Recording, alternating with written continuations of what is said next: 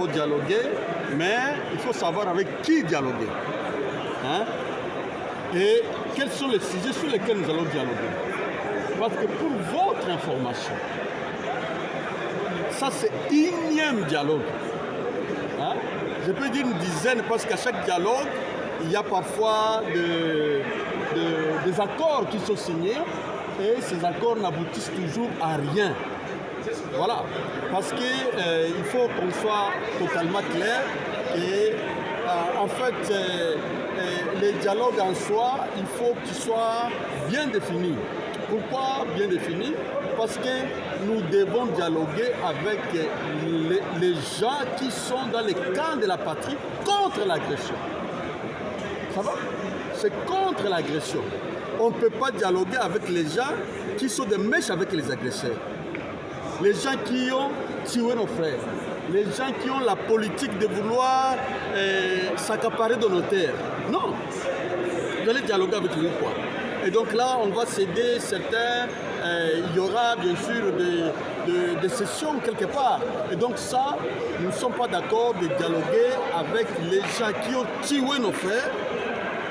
Ces gens-là, leur place, c'est la justice qui les attend. La justice doit faire son travail. On peut faire avec eux. En vous écoutant, vous êtes pour le dialogue non inclusif. Alors, je suis d'accord avec les dialogues inclusifs, mais avec une opposition républicaine. Mais là, vous aime les pays. Déjà une couche. Oui, mais ce sont les gens qui tuent. Comment vous allez dialoguer avec les gens qui ont tué?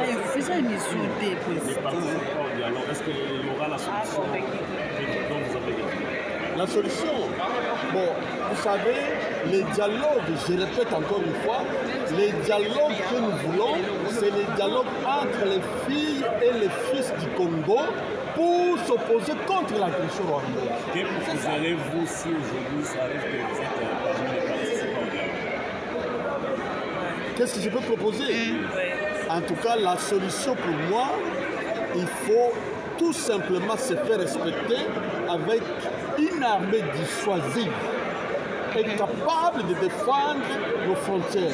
Parce que le pays, la RDC, c'est un pays très convoité.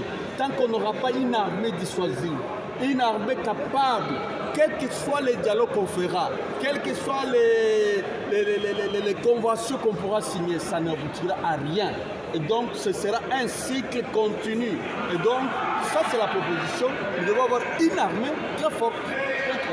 Merci. Un dernier mot.